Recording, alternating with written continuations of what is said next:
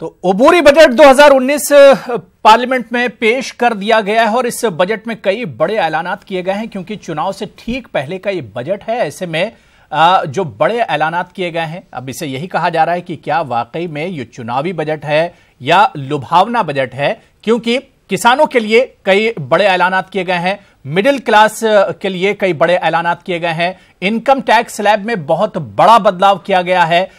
इसके अलावा अगर और दूसरे सेक्टर्स की हम बात करते हैं तो तकरीबन हर सेक्टर को कुछ ना कुछ इस बजट में जरूर मिलता है। और मोदी सरकार के अगर पूरे इख्तिदार की, हम 5 साल इख्तिदार की अगर हम बात कर लेते हैं, 4.5 साल हुए हैं, ऐसे में यह बजट बहुत अहम माना जा रहा है इस चुनाव से पहले। इसी पर लगातार हम बात कर रहे हैं, कुछ खास मेहमान मेरे साथ जुड़े हुए हैं। सौरभ शाह, जिस तरह से हम इस बजट के एलोकेशन की लगातार बात कर रहे थे, क्या लगता है जो एलोकेशंस इसमें हुए हैं, क्या वाकई में हर सेक्टर को इस बजट से फायदा होता दिख रहा है?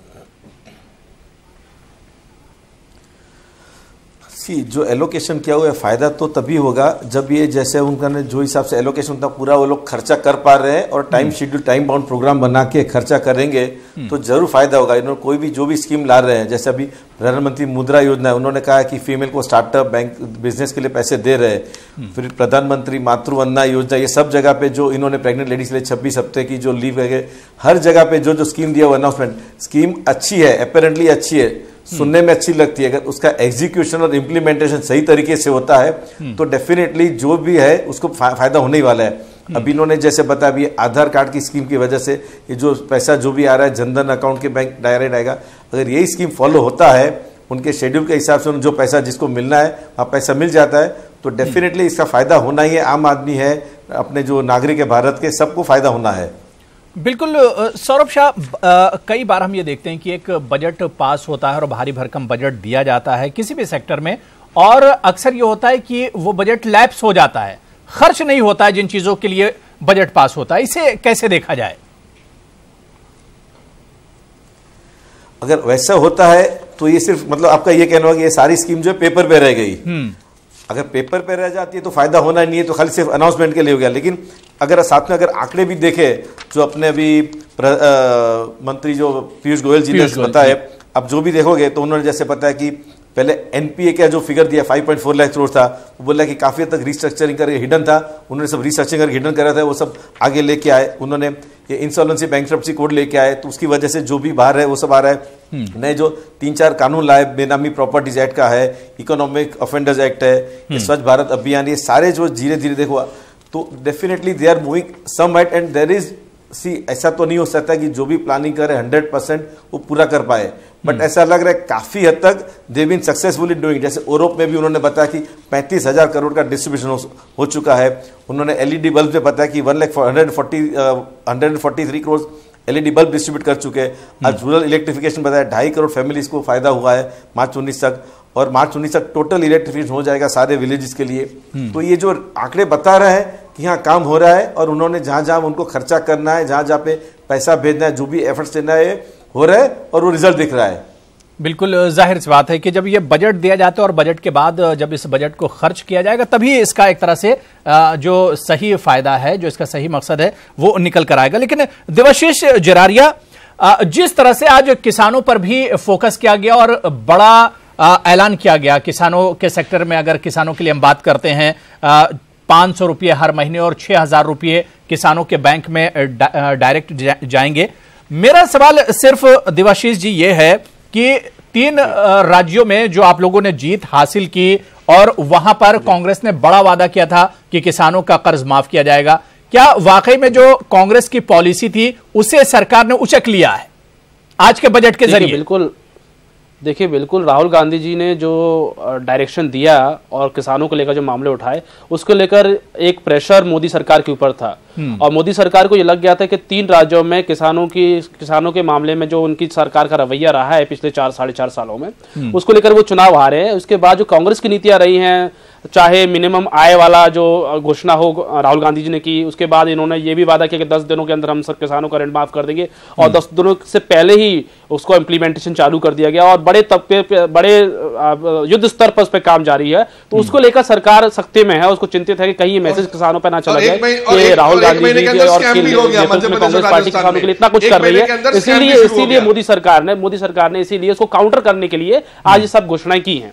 तो ये तो चलता रहता है। तो ये तो मोदी सरकार के लिए अच्छी बात है, मोदी जी के लिए, कि उन्होंने कांग्रेस अध्यक्ष श्री राहुल गांधी जी का जो चैलेंज है वो एक्सेप्ट किया और उनके दबाव में आकर इस तरह के डिसीजन लिए। बिल्कुल। जितिन गजारिया जी, क्या वाकई में राहुल गांधी का जो ऐलान थे या जो कुछ इन 3 राज्यों में किया गया कि सरकार आई और उसने एक तरह से कर्ज माफी का ऐलान किया, क्या उसी को काउंटर किया गया है आज के इस बजट में, जिस तरह से किसानों पर इतना ज्यादा फोकस किया गया? देखिए सबसे पहले तो कर्ज माफी ये कोई राहुल गांधी का कोई ओरिजिनल आइडिया नहीं था। हिंदुस्तान में काफी बार कर्ज माफी हो चुकी है। इनका कैसा है कि इनका है ना 2 फर्क होती है स्कीम के अंदर। एक होता है कि स्कीम डिक्लेयर करना और दूसरा होता है स्कीम इंप्लीमेंट करना। जैसे कि आयुष्मान भारत में हुआ है, जैसे जनधन में हुआ, मुद्रा में हुआ। इनका थोड़ा रवैया अलग होता है कांग्रेस का। नहीं, मैं सिर्फ मध्य प्रदेश और राजस्थान मैं ये कह रहा हूं, ठीक है, आपने जो स्कीमें गिनाई, आयुष्मान योजना, जनधन योजना, उज्ज्वला योजना, ये तमाम योजनाएं आपने गिनवाई, लेकिन इन राज्यों में जहां पर चुनाव हुए वहां पर इन योजनाओं का फायदा नहीं मिला ना आपको। फायदा राहुल गांधी या कांग्रेस ने हासिल किया किसान कर्ज माफी से, अब उसको आप इनकाउंटर कर रहे हैं। नहीं, अगर आप समझते हैं कि एक ही, अगर आपको लगता है कि वो एक ही मुद्दे के ऊपर वो लोग जीत गए, तो आप हिंदुस्तान के वोटरों को एक का मजाक उड़ा रहे हैं। लेकिन मैं आ रहा हूं वही बात पे आ रहा हूं जी। किसानों के लिए जब से आई है मोदी सरकार, तब से किसानों के लिए कंटिन्यूसली कोई ना कोई अच्छी स्कीम उन्होंने निकाली ही है। ठीक है, जैसे अभी जैसे कहा गया कि पेंशन योजना, ये किसानों के प्रति ये सरकार एकदम ही संजीदा है। फिर किसान सड़कों पर क्यों है? किसान फिर सड़कों पर क्यों है? कांग्रेस, मध्य प्रदेश हो, चाहे महाराष्ट्र हो, चाहे हरियाणा हो, राजस्थान हो, किसान सड़कों पर क्यों है? भाई साहब, किसान एक मिनट किसान मध्य प्रदेश में मंदसौर में सड़क पे आया, मंदसौर की सारी सीट हम जीते। तो ये राजनीतिक जो आग लगाई गई थी कैम्ब्रिज एनालिटिक्स की मदद से, वो देश की जनता समझ गई है। क्योंकि इन्होंने कहा कि हम ऋण माफी करेंगे, 1 महीने के अंदर उसके अंदर दोनों जगह पे स्कैम हो गया। कमलनाथ को कहना पड़ा कि 2000 करोड़ का स्कैम है, मुझे देखना पड़ेगा। इन्होंने कहा कि युवाओं को 1 महीने के अंदर हम लोग युवाओं को भत्ता देंगे, कुछ इन्होंने दिया नहीं, अब तक कुछ दिया नहीं। ये है ना सिर्फ स्कीम बाजी और स्कैम बाजी वाले लोग हैं, ये उससे ज्यादा कुछ जानते नहीं है। इनको मध्य प्रदेश में चुनाव हारना इसका मतलब है कि ग्रामीण अर्थव्यवस्था के लोगों ने नई स्कीम दे रही है, स्कीम भी दे रही है और उसको इंप्लीमेंट भी कर रही है। भाई साहब, अगर आप किसानों की बात करें तो किसान वाले इलाके मंदसौर, जहां पे आपने सबसे ज्यादा आग लगाई थी, मंदसौर की सारी सीट बीजेपी जीती। ठीक है, अरे मंदसौर अकेला एरिया नहीं है, पूरे देश में इस समय स्थिति खराब है, दयनीय है। स्कीम और स्कैम वाली और आप देखिए आइए प्रदेश में देखिए आइए कि इस समय किसान कर्ज माफी, किसान क्रांति योजना जो चल रही है, उससे कितना लाभान्वित हो रहा है वहां के किसान। और इसीलिए आपके तो बजट में ये बजट में दिख रहा है, आपको बजट में दिख रहा है कि आपको कांग्रेस की 2000 करोड़ का स्कैम हो गया, कांग्रेस की आपने पॉलिसी एक महीने के अंदर 2000 करोड़ का स्कैम कर दिया, जो आपके मुख्यमंत्री ने कह दिया कि 2000 करोड़ का हमारा स्कैम हो गया। भाई साहब, आपके वो आपकी सरकार के दौरान ठीक है। जितिन गजारिया जी, इस बीच जितिन गजारिया जी, दिवेश, मैं आप लोग के पास आ रहा हूं। इस बीच हमारे साथ न्यूज 18 उर्दू के सीनियर एडिटर तहसीन मुनव्वर साहब भी जुड़ गए हैं। तहसीन साहब, आपका भी बहुत इस्तकबाल करते हैं।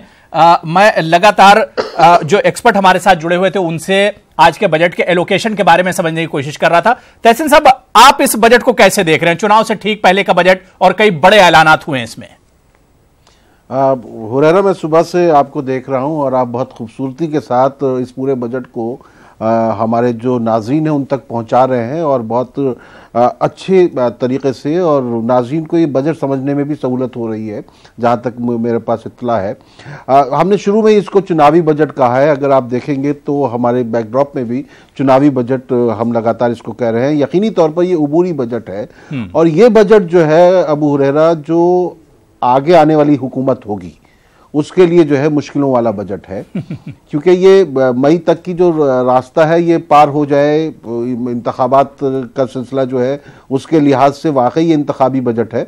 लेकिन उसके बाद जो हुकूमत आएगी, जो जुलाई में मुकम्मल बजट जिसको पेश करना होगा, वो चाहे इनकी हो या चाहे जो भी हुकूमत हो, उसके लिए यकीनी तौर पर ये मुश्किल होगा कि वो जो यहाँ इतनी सारी राहतें इस बजट में दी गई हैं उनके खर्च कहाँ से निकालेगी और कैसे उन राहतों को पूरा करेगी।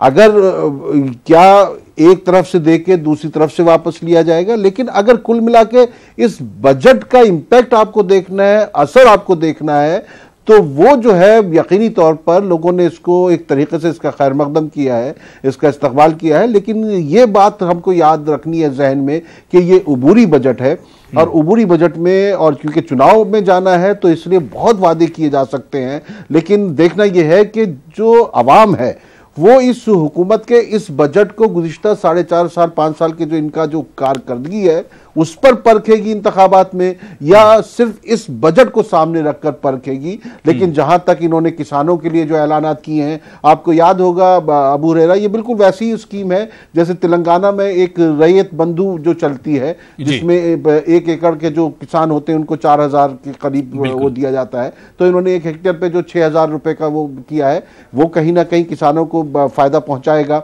उसके अलावा जो सैलरीड क्लास है उसको सबसे बड़ा फायदा जो देने की बात कही है, और उनका जो इनकम टैक्स स्लैब है वो 5 लाख, और यानी कि अगर आप 1.5 लाख रुपए का इन्वेस्टमेंट वगैरह करते हैं तो 6.5 लाख तक, और फिर उसके बाद आपके जो दीगर आपको बेनिफिट्स दूसरी जगहों से मिल रहे हैं, तो यकीनी तौर पर अगर आप हाउस टैक्स में और इधर उधर से आप चीजें आपको रिबेट मिल रहा है, और आप छोटे मंझोले दुकानदार हैं, छोटे कारोबारी हैं, तो ये जो है ये जाकर जो है ये स्लैब जो है वो यकीनी तौर पर काफी बढ़ जाता है। लेकिन तो उससे फायदा ये होगा। बजट वाकई में सुनने में तो हम लोगों को भी बहुत अच्छा लग रहा है, मुझे तो बहुत अच्छा लग रहा है कि बजट की 5 लाख तक छूट मिलेगी टैक्स में, जो स्लैब है उसमें। लेकिन हाँ, इससे 3 करोड़ लोगों को फायदा होने की बात कही जा रही है, और यकीन किसी भी ऑर्गेनाइजेशन में 30 से 40% लोग जो है वो इससे फायदा उठा सकते हैं। बिल्कुल। सौरभ शाह, क्या वाकई में जिस बैलेंस शीट की बात करते हैं, कहा जाता है कि जो बजट जो होता है एक तरह से ये बैलेंस शीट होता है,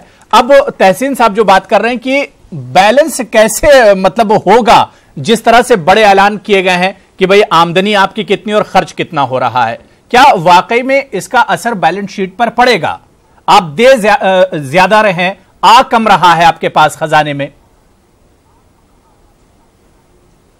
नहीं, अगर जब उन्होंने बनाया होगा तो उससे जो दे रहे उसके सामने उन्होंने मैचिंग सोर्स कर दिया होगा। बाकी का जो उनका फिस्कल डेफिसिट होगा, फिस्कल डेफिसिट भी उनका ये कहना था कि 3.1% तक वो रख सकेंगे, लेकिन उन्होंने कुछ नई स्कीम बनाई उसके लिए वो 3.1 की बजाय 3.3 या 3.4 तक पहुंच जाएंगे। सो हो सकता है कि बिकॉज ऑफ दिस वो जो 0.2% fiscal deficit might be able to take care of this जो भी गैप आ रहा है। हो सकता है कि वो एक बार उनका पूरा जो फाइनेंस बिल पूरा जब सामने आएगा फिगर के हिसाब से, तभी आइडिया आप कर सकते हैं कि कहां से इसका सोर्स कहां पे और कहां पैसा जा रहा है। नहीं सौरभ, या इससे पहले मैं तहसीन साहब के पास जाऊंगा। तहसीन साहब, जिस तरह से अचानक मतलब चुनाव से ठीक पहले, क्योंकि पिछले 4 बजट को आप उठाकर देख लिए, चाहे किसानों को लेकर हो, मिडिल क्लास को लेकर हो, या इनकम टैक्स स्लैब की बात कर लें, इतना भारी भरकम बजट या इतने बड़े ऐलान नहीं किए गए पिछले 4 बजट में, जिस तरह से उबूरी बजट में इतने बड़े ऐलान। हालांकि आज ये उम्मीद नहीं की जा रही थी कि इतने बड़े ऐलानात होंगे। देखिए, गुज़िश्ता बजट में भी उम्मीद थी और ये सब कुछ शोर शराबा हुआ था कि 2.5 लाख की जगह 5 लाख का स्लैब हो जाएगा, लेकिन ये बात तो मान के चलना चाहिए कि चुनाव में जाने से पहले यकीनी तौर पर हुकूमतों के पास बहुत सारे वादे करने की गुंजाइश मौजूद होती है। मुझे याद है जब वजीर रेल लालू प्रसाद जी एक बार इसी तरह का रेल बजट पेश कर रहे थे 2009 में, जब इंतखाबात थे, तो उनके आसपास का जो भी मेंबर कहता था हमारी तरफ ट्रेन चला दीजिए, हमारी तरफ से ऐलान कर दीजिए, तो वो कर देते थे, क्योंकि उनको पता था कि ऐलान करना है खाली। लेकिन एक बात हमको देखनी पड़ेगी कि देखिए, आज एक तरह से अगर देखा जाए वजीर खजाना की जगह वजीर रेल ने ही बजट पेश किया है, तो हमें एक बात देखनी पड़ेगी कि ये जो हुकूमत है, जैसे नरेंद्र मोदी साहब भी अक्सर कहते हैं कि मैं गुजरात से हूँ, गुजरात वाला जो है कारोबार के मामले में बहुत उसकी सोच बहुत तेज होती है, परख देखता है वो हर चीजों को। तो हमें हालांकि नोटबंदी और जीएसटी के मामले में कहीं ना कहीं लोग कहते हैं कि चूक हुई है, हमें देखना यह है कि क्या उन्होंने ये सब कुछ सोचा है या सिर्फ हुकूमत आने तक का मामला है, क्योंकि जब जुलाई में मुकम्मल बजट आएगा तो कुछ दिया है तो कहीं से वापस ले तो नहीं लेंगे। अगर ये जो डिफिसिट हो रही है इसको कैसे पूरा करेंगे, सवाल इस बात का है। बिल्कुल। जितिन गजारिया जी, क्या वाकई में जल्दबाजी में यह कदम उठाया गया सरकार की तरफ से, या कुछ सोचा भी है सरकार ने? नहीं, इसमें देखिए, जैसे कि अभी जैसे सौरभ शने नहीं, देखिए ये कदम उठाने जरूरी थे और सही समय पे ये कदम उठाए गए। जहां तक आप बैलेंस शीट और ये सब बात कर रहे थे, जैसे सौरभ शाह जो एक्सपर्ट है उन्होंने ठीक कहा कि हमारी अपेक्षा पहले थी कि 3.1% ऑफ जीडीपी हमारा फिस्कल डेफिसिट होगा, वो थोड़ा बढ़ के 3.3 के हो रहा है। और क्यों? क्योंकि उन्होंने, पीयूष गोयल जी ने कहा भी सही, क्योंकि हमें कुछ कदम उठाने पड़े जिसकी वजह से कि हमें खर्चा ज्यादा करना पड़ा, वो किसानों को लेकर वो जो था, तो उसकी वजह से हमें 0.2 फिस्कल डेफिसिट का वो था। देखिए, जो भी कदम उठाए गए हैं, जो भी निर्णय लिए गए हैं या जो भी ऐलान किए गए हैं, वो क्यों किए हैं, कैसे उसका होगा। जैसे जीएसटी के अंदर 1 लाख करोड़ का 1,03,000 करोड़ का ये दिखा रहे हैं अभी। नहीं, ये सवाल जितन जी, ये सवाल इस वजह से उठ रहा है कि जब वो नोटबंदी का जो कदम उठाया गया था उस पर भी यही सवाल उठे थे कि सरकार ने कदम उठा लिया लेकिन उसके बाद का नहीं सोचा क्या होगा। लंबी लाइनें बैंक के बाहर लगी रहती थी, एटीएम बंद हो गए थे, सोचा नहीं गया था कि आगे होगा क्या। भाई साहब, 2 चीज समझिए। सबसे पहले इसके अंदर क्या कदम उठाए और क्यों उठाए और उसकी वजह से फिस्कल डेफिसिट के ऊपर क्या असर होगा, ये पीयूष जी ने अपनी स्पीच के अंदर एकदम क्लियरली कहा गया है। दोनों जो एक्सपर्ट है राकेश जी और सौरभ जी, ये शायद मेरी बात से अग्री करेंगे कि उन्होंने क्लियरली कहा है कि ये कदम उठाने से हमारी फिस्कल डेफिसिट को ये असर हो सकता है। ठीक है, ये बात हो रही। बाकी अगर आप बात करोगे जीएसटी या जो हिंदुस्तान के इतिहास का सबसे बड़ा टैक्स रिफॉर्म था, हिंदुस्तान की इतिहास का सबसे बड़ा टैक्स रिफॉर्म था, थोड़ी जब भी ट्रेन भी अपनी ट्रैक चेंज करती है तो थोड़ा तो उसे असर होता ही है। हम इतना बड़ा मुल्क है, इतने बड़े कदम उठाए गए, थोड़ा असर तो होगा, लेकिन इसका असर तरीके नोटबंदी को सही साबित करने के लिए आज हम जीडीपी समझ पाई कि नोटबंदी। लेकिन बीजेपी अब सीना ठोकेगी। देवाशीष जी, अब ये सरकार ये यूं कहें कि बीजेपी अब सीना ठोकेगी कि हमने देखिए 5 लाख कर दिया, हमने टैक्स स्लैब बढ़ाकर 5 लाख कर दिया जो कांग्रेस 40 साल में नहीं कर पाई। हमने किसानों के साथ कितना बड़ा कदम उठा दिया जो कांग्रेस पिछले 40 साल में नहीं कर पाई। देखिए, काट की हांडी बार बार नहीं चढ़ती। और ये जो मोदी जी के जो जुमले हैं और मोदी सरकार के जो जुमले हैं वो जनता से नए नहीं है। वो तो सबको पता है कि मोदी जी कितने बड़े जुमलेबाज हैं, कितना जुमला फेंकने में एक्सपर्ट है। तो जुमला देने में कितनी देर लगती है। देखिए, नोटबंदी का फैसला सबके सामने है कि आनंद फानंद में लिया डिसीजन है, और हम लोग चिल्लाते रहे और पूरे देश की आवाम चिल्लाती रहे, लेकिन मोदी जी और मोदी जी के जो प्रवक्ता है वो कभी इस बात को एक्सेप्ट करेंगे नहीं एक्सेप्ट। दूसरी चीज ये, देखिए, देश में 72 घंटों के अंदर एक संविधान संशोधन बिल पास कर दिया गया, 72 घंटों के अंदर। उसमें भी नहीं सोचा मोदी सरकार ने कि आगे क्या होना है। तो मोदी सरकार अपने कदम लेते समय कब सोचती है। एक कहावत और है कि थोता चना बाजे घना, तो मोदी सरकार उसी तरीके से है, करती कुछ नहीं है, बचती ज्यादा है। ठीक है, सौरभ कुछ रिएक्शन देना चाह रहे हैं, मैं फिर ब्रेक पर भी जाऊंगा। जी सौरभ, तरीका है कि आपको फिजिकल डेफिसिट कम करना है तो आप तो या तो डायरेक्ट टैक्स लोगे या इनडायरेक्ट टैक्स लोगे। अगर इसको कम कर, अगर आपको ये सारे बेनिफिट देने हैं, आपकी बात हो गई, तो आपको इनडायरेक्ट टैक्सेस बढ़ाने पड़ेंगे। सौरभ शाह, ये जैसे बोल रहे हैं अपनी कि टैक्स का लिमिट 2.5 का 5 लाख किया, लेकिन अगर आप जीएसटी में भी देखोगे तो 20 लाख का लिमिट 40 लाख कर रहे हैं, क्योंकि गवर्नमेंट का ये इतने 1 साल का भी जो उनका जो एक्सपीरियंस है कि 97% of the collection is coming from the those above 40 lakh turnover. तो उनका भी इसमें भी वही हिसाब होगा कि 2.5 से भले 5 लाख लिमिट कर दी, उनका मेजर कलेक्शन जो आ रहा है वो 5 लाख के ऊपर वालों से ही आ रहा है, पर इसे खाली लिमिट बढ़ा के 3 करोड़ लोगों का फायदा हो रहा है। तो फायदा मेजर लोगों को हो रहा है, उसके सामने उनका जो लॉस और revenue loss that is much limited. तो हो सकता है कि ये भी एक इंपॉर्टेंट रीजन है। देखने में अपने को लग रहा है कि लिमिट डबल कर दी, उसकी वजह से टैक्स कलेक्शन में कितना असर आएगा दैट इज वेरी नॉमिनल ये प्रोपोर्शन में सामने काफी वी हैव टू कंपेयर, बहुत चीज देखनी चाहिए। जैसे जीएसटी का भी उन्होंने बताया, सो दोनों चीज सामने रख के कि भले अगर लिमिट 2.5 का 5 या उसके सामने सरकार का लॉस कितना हो रहा है, that is equal important which we need to see कि कितनी कलेक्शन में कम आ रही है। बिल्कुल जाहिर सी बात है कि अब ये सरकार ने चीज सामने रखी होगी, वजारत खजाना ने चीज सामने रखी होगी कि हमारे खजाने में आ कितना रहा है और अब हम जो देने जा रहे हैं हमें कितना नुकसान होगा या कितना फायदा होगा। तो अबूरी बजट 2019 पार्लियामेंट में पेश कर दिया गया है और इस बजट में कई तारीखी फैसले कहे जा सकते हैं, कई तारीखी ऐलानात किए गए हैं। उसी पर लगातार हम बात कर रहे हैं। कुछ खास मेहमान मेरे साथ जुड़े हुए हैं। ब्रेक के बाद तहसीन मुनव्वर साहब आपके पास ही आना चाहेंगे, आपसे शुरुआत करना चाहेंगे कि किसानों के लिए जाहिर सी बात है एक तारीखी ऐलान किया गया आज को अबूरी बजट में, लेकिन बड़ा सवाल तहसीन साहब ये उठता है कि क्या किसानों के हालात सुधरेंगे?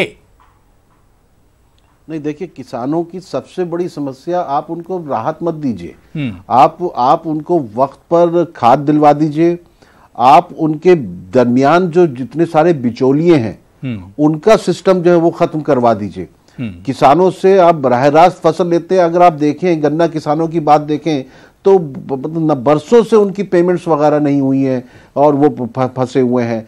किसानों के पास ऐसी इंफॉर्मेशन डिस्ट्रिक्ट वाइज होनी चाहिए कि वो कौन सी फसल बोएं, कौन सी नहीं बोएं। क्या होता है कि अचानक जो है कि सारे किसान प्याज बो देते हैं, सारे किसान जो है कपास बो देते हैं, सारे किसान आलू बो देते हैं और उसके बाद हालात ये हो जाते हैं कि उनको जो है उनकी लागत के पैसे नहीं आते, खेतों में खड़ी फसलें जलाने पर मजबूर हो जाते हैं या वो अपना जो माल है वो सीधा सड़कों पर फेंकने के लिए तैयार हो जाते हैं। तो किसानों की मेहनत को समझना होगा। आप उनको देखिए, किसान वो मेहनती किसान है, उसको आप इस तरह की राहतें देकर जो है उसको अपनी तरफ देखने लायक वक्ती तौर पर उनसे फायदा हासिल कर लेते हैं। वक्ती तौर पर देखिए, फिर आप क्या करेंगे कि ऐसा समाज डेवलप कर देंगे जो फ्रीबीज चाहिए, जिसको पंजाब में बिजली माफ कर दी किसानों की। अरे नहीं भाई, उसमें जो है वो वाले किसान आ रहे हैं जिनके पास बहुत पैसा है, आपको जिसने मांगा उसको दीजिए। तो इस तरह की चीजें जो है, इससे 6,000 रुपए से आप बहुत बड़ा उनकी जिंदगी में फर्क नहीं कर सकते 500 रुपए महीने पर, लेकिन उनके लिए वक्त पर चीजें मिल जाए, वक्त पर उनको बिजली मिल जाए, उसको देर रात में 2 बजे आप बिजली देंगे, वो पानी अपने खेतों की फसलों को देने जाएगा। तो ये सारी चीजें जो है किसानों के लिए एक बहुत ही कंपोजिट शक्ल में सोचना होगा और उसके लिए उसके दरमियान उसके बिचौलियां हटा दीजिए। बस जितनी की फसल मुझे घर पर मिल रही है, अगर मैं कोई सब्जी खरीद रहा हूं, कुछ खरीद रहा हूं, तो उतना पैसा किसान को मिलना चाहिए। जो मैं अगर वो तो 5 रुपए में बेच रहा है टमाटर, मैं 40 रुपए किलो में खरीद रहा हूं, तो ये बीच में 35 रुपए कौन खा रहे हैं? तो अबूरी बजट के बाद बीजेपी सदर अमित शाह मीडिया से बात कर रहे थे और उन्होंने कहा कि जितनी उम्मीद थी उससे भी बढ़कर यह बजट पेश किया गया है। इस पर लगातार हम बात भी कर रहे हैं। 2 खास मेहमान मेरे साथ जुड़े हुए हैं, सौरभ शाह और जितिन गजारिया, बीजेपी लीडर हैं। सौरभ, एक चीज जो अमित शाह की पीसी में जाने से पहले तहसीन साहब से मैं बात कर रहा था कि क्या किसानों की हालत, जो उनकी कंडीशन है, क्या बजट में इससे बड़ा ऐलान होने के बाद क्या बदलेगी? क्या लगता है कि जो बातें तहसीन साहब कह रहे थे कि किसानों के लिए कोई रोड मैप या कोई मैकेनिज्म नहीं होता है, बड़े बड़े ऐलान तो किए जाते हैं, बजट पास किए जाते हैं भारी भरकम, लेकिन जो रोड मैप, जो मैकेनिज्म होना चाहिए वो नहीं होता है और इसी वजह से इश्यूज हल नहीं होते हैं किसानों के। मैं इनकी बात से सहमत हूं कि ग्राउंड रियलिटीज कभी कभी बहुत अलग होती है। हम लोग दिल्ली में बैठ के या ऑफिस में बैठ के कुछ भी प्लानिंग कर सकते हैं, प्लान कर लेते हैं, लेकिन वो जो फायदा है, जो अल्टीमेटली नीचे तक जाना चाहिए, वो कैसे जाता है, उनकी क्या तकलीफ है, उनकी क्या मजबूरी है, वो पहले अगर हम समझ सके तभी हम उसके लिए कोई अच्छी सी कोई पॉलिसी या कोई ड्राफ्ट कर सके जहां उनको फायदा हो। जैसे उन्होंने बताया कि उनके लिए अच्छी खाद चाहिए, उनको पानी चाहिए, उनको क्या उगाना चाहिए, क्या चीज बोना चाहिए, कब बोना चाहिए, वो अगर इंफॉर्मेशन उनके पास नहीं है तो लोन लेके भी कुछ भी, जैसे उन्होंने बताया कि सब लोग कपास बोएंगे तो फिर वो नहीं हो सकता, फिर उनके पास माल एक्स्ट्रा हो जाएगा, डिमांड से ज्यादा अगर सप्लाई है तो फिर वो पैसा जो माल जो भी रहेगा उनको फेंकना पड़ेगा। तो ये एक पॉलिसी भी इक्वली उतनी इंपॉर्टेंट है कि फार्मर्स को एडुकेट करे कि क्या चीज उगाना है, कब उगाना है, कैसे उगाना है, उसके लिए माध्यम से अच्छी तरीके से नए साइंटिफिक से खाली फंड एलोकेट करके नहीं हो पाएगा। तो फंड एलोकेट करके साथ में वैसी टीम भी होनी चाहिए जो जाके फार्मर्स लोगों को समझाए, उसका कैसे मैक्सिमम बेनिफिट ले सके। बिल्कुल। जितिन गजारिया जी, बजट तो बार बार आते हैं और किसानों के लिए कुछ ना कुछ ऐलान हर बजट में होता है। हालांकि इस बार आप लोगों ने जो बजट दिया है वो एक तरह से एक तारीखी बजट है, तारीखी ऐलान है इस बजट में। लेकिन जो बातें की जा रही हैं कि किसानों के जो बुनियादी मसले हैं, जो बेसिक उनके जो इश्यूज हैं, उस पर ध्यान नहीं दिया जाता है, जिसकी वजह से किसानों की कंडीशन बदलती भी नहीं है।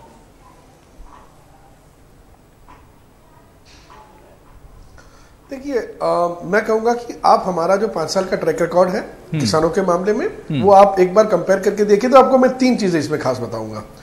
एक है 2007 में स्वामीनाथन कमीशन रिपोर्ट जो आई थी, वो 2007 से 2 के बाद यूपीए सरकार ने इंप्लीमेंटेशन करने की कोशिश भी नहीं की थी, क्योंकि इसके अंदर जो मूल भाव है प्रोड्यूस का, जो किसान उगाता है उसका जो मूल भाव है, उसके ऊपर वो रिपोर्ट बहुत बहुत अहम थी।